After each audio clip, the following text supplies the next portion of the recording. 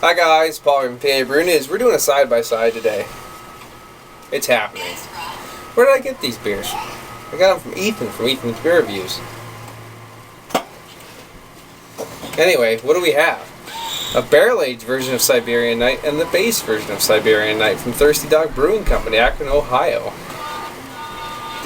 Imperial Stouts. So, before further ado, let's get these things cracked open and popped in the glasses. I don't really do a lot of side-by-sides or anything, so let's try it. Also, don't have vinyls that skip all over the place, so that's fun. Of course, with my music, can't tell if it's skipping all over the place or not, which makes it, that makes it helpful. So, this one has cap on, it just comes right off with the cap. See? Nice smoke coming off of for sure. Robo's getting her hair brushed, and she doesn't like that. So if you hear any crying, that's what's going on. We're not murdering anybody right now, anyway. So they're in barrel-aged, non-barrel-aged. Cool. All right, let's go for just a basic appearance. Just the faintest little bit of a hue. It's almost a muted ruby hue from the bottom of the non-barrel-aged. And when it seemed things couldn't get any worse, we got the You still have just that ruby hue, but this one's more clear. It's a clearer ruby hue. This one's actually holding a little bit of a head, creamy cocoa-colored head. It's holding it pretty well. This one's a little bit darker, and it's dissipating quite quickly. I'm just going to give this time to breathe, open up a little bit. It is 58 degrees down here, which is a fine temperature for these beers. Not going to hurt that at all. This one, the barrel-aged version, is 10.9 alcohol by volume. And this one, the non-barrel-aged version, is 9.7 alcohol by volume. They try to tell you a lot of times that barrel aging does not actually increase the overall ABV by much, maybe a 0.1%. But here we actually have a little bit of a staggering difference. I'm not sure if they beefed up the malt bill just a little bit to handle the barrel aging. I don't really know. So we're going to start with the base and work to the barrel aged. And obviously I'm going to have to stop the camera at some point in time and keep going with this. I'll do this one first, then we'll move on. Wow, that is nice. There's definitely a lot of floral booze notes, but it's under this kind of cavalcade of different milk chocolates, baker's chocolate. Yeah, nice little bit of a roasty, toasty note coming through there, a little smoke. There's the faintest hit of a raisin in there.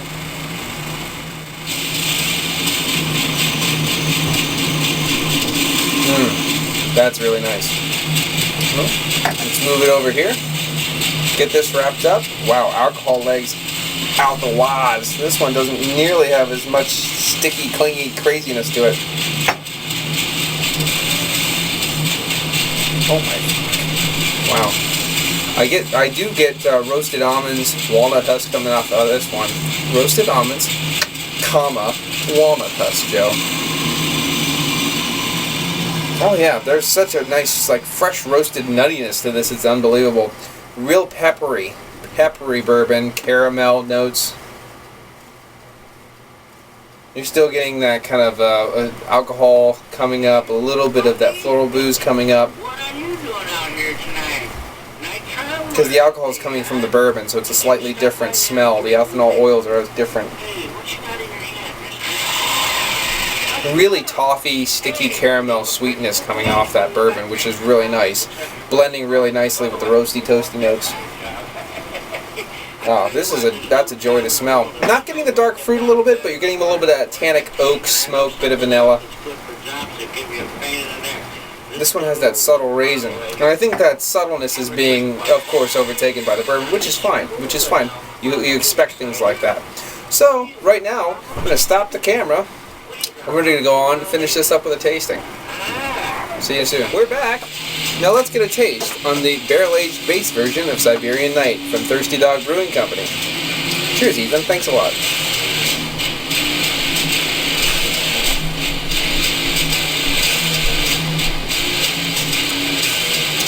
thin. So low side of a full mouthfeel. I'm actually getting a lot of coffee right now. Bold espresso coffee. And I think those tones, I don't know, but something about those weird tones when you get a thick coffee kind of mellows the body of the mouth of the mouthfeel out a little bit for me. But it does expand over the palate. There's a lot of roasted coffee in this. I was expecting actually to be a bit sweeter.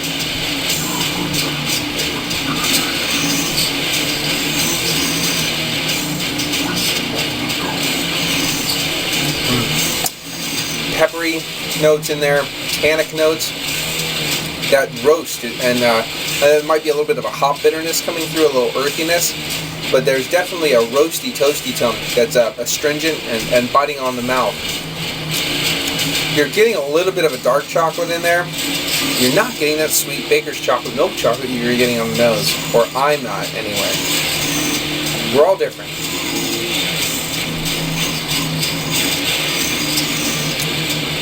Still smooth, hovering on just a low mouthfeel, high medium. I'm sorry. Now that sounds funny, but it does. It hovers there for a little bit. Of course, it leans to the low full body. Big. I'm surprised. There's a lot of espresso kind of coffee notes lingering at the back. Not getting those fruits that I was getting on the nose either. That raisin is gone in the mouth. In the mouth, in the dog, in the nut. Anyway, yeah. It's a nice brew. It's a nice brew. Let's try to go on for the bolder, hopefully. Thicker, maybe. Thinner, maybe. Barrel-aged version. Cheers.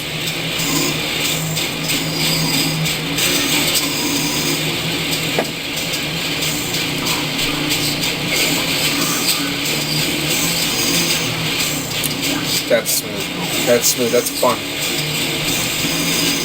I don't know what it is. Maybe that extra couple points of alcohol by volume came from adding a couple of things to this batch, because it is not as thin as the base. I don't get it. There's a thicker creaminess to this one that this one doesn't actually have. And that coffee isn't in there thinning out the beer on my palate. The best thing I like about the barrel-aged version so far, with just that one sip, it adds a complexity and sweetness to the beer that I wasn't getting from the base.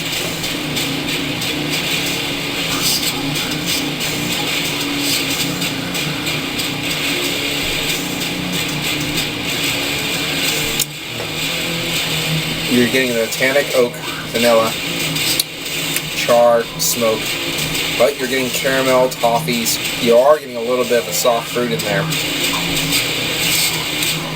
Lots of nice caramel notes. Roasty toasty, of course, absolutely. You can't fade that away. Getting a little bit of his baker's chocolate. There's faint hints of that coffee and dark chocolate way in the back of the palate. Bitey pepperiness is probably from the bourbon, but it might be a little bit of an earthiness from a faded out residual hop bite. But I think it's more of the bourbon biting your mouth.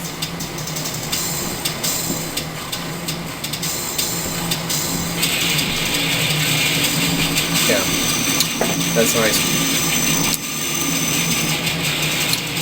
Probably going to throw this one right back on that low full mouthfeel, but a solid low full mouthfeel. It's still in the full range, just where it needs to be.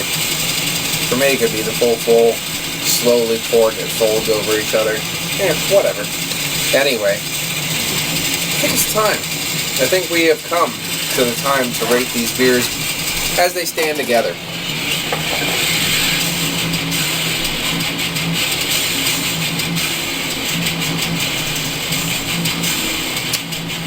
This is a very nice beer. It brings a drier ale to the table than some Imperial Stouts. It has the more stringent coffee characteristics that some people like in their stuff. It's a bit thin overall for me, and I would have liked the nose. I mean, a very nice creamy nose, a lot of dark, cool characters going on. Falls a little short in that factor.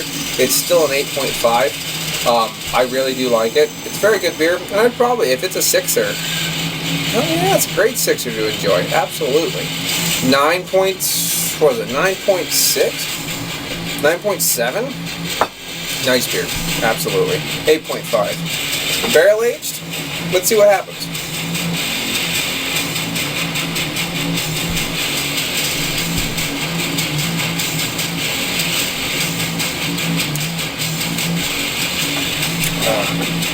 The barrel adds a lot to the beer. Not a whole lot, but a lot.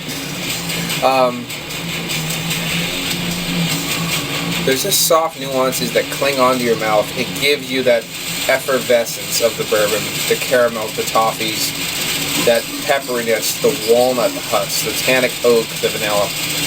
They're not extremely bold, but they're there, lifting the base beer. They're actually accompanying the base beer, giving it another dynamic, instead of masking the base beer like a lot of Imperial Stout or barrel-aged beers sometimes do. When they're not ready to be barrel-aged because they're not strong enough. Initial base beers. You're losing a little bit. I'm not getting that drying coffee, bitter aspect. But I don't really mind losing that. I think it's gaining a lot instead of losing.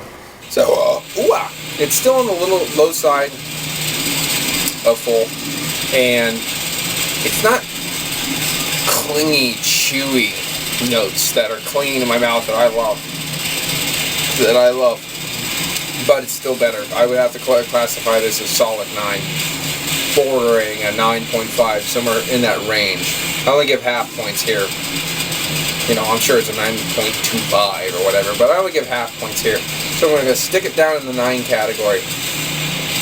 But once you hit 9, you're in my seek out beers. This is definitely another one. If I see it, I'd be glad to get a 4-pack of it. Not a problem. I think it was $6.99 a bottle or $5.90 a bottle. In PA, that's like free beer. So, anyway, I don't know what time we're running till. I have been talking quite a bit. Thanks for joining me. Thank you, Ethan, for sharing me these beers. 8.5 for the base Siberian night. We'll give it a solid 9. 9 out of 10 for the barrel-aged version. Had a long, hard day. This is really making my day worth it now. Thanks, guys, for joining me. This is Paul from PABrewNews. Cheers.